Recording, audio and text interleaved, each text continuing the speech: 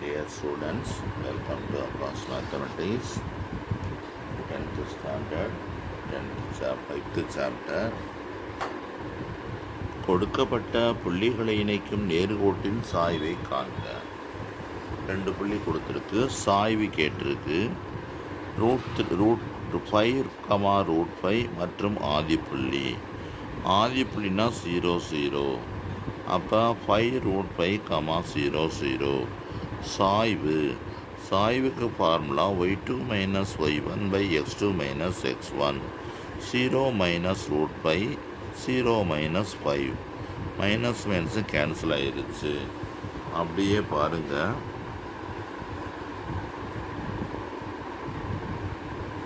உங்களுக்கு என்ன கிடச்சிருக்குன்னா minus cancel ஆயிடுச்சு. √5 பை வெறும் 5 கிடச்சிருக்கு. இந்த வெறும் 5 என்ன செய்யலாம், √5 இன்ட்டு √5ன்னு பிரிச்சுக்கலாம். இந்த ரூட்டும் கேன்சல் ஆயிடுச்சு. 1/5 கிடச்சிருக்கு. இப்போ சாய்வு equal to 1/√5. sin θ, minus cos θ, minus sin θ, cos θ. இதுக்கும் சாய்வு கேட்டிருக்கு. இப்போ சாய்வுக்கு formula y2 minus y1 by x2 minus x1.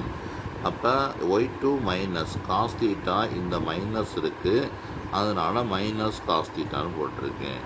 அதே மாதிரி மைனஸ் ப்ளஸ்ஸாக மாறிடுச்சு, அதனால் 2 காஸ் θ வந்திருக்கு.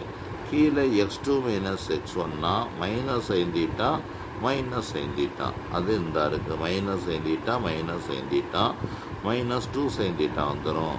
2 கேன்சல் ஆகிடுச்சு, மைனஸ் அப்படியே இருக்கும்.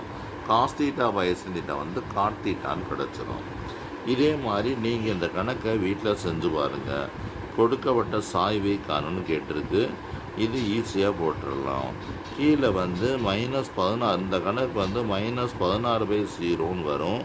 அது இன்ஃபினிட்டின்னு மாறிடும். அதுக்கடுத்து ரொம்ப முக்கியமான கணக்கு, ஒரே கோட்டில் அமையும் என புள்ளிகள் என காட்டும் சொல்லியிருக்கு. ஒரே கோட்டில் அமையும்னா சாய்வுகள் சமமாக இருந்தால் ஒரே கோட்டில் அமையும். ஏபிசி எடுத்தாச்சு. சாய்வு வந்து y2 minus y1 by x2 minus x1.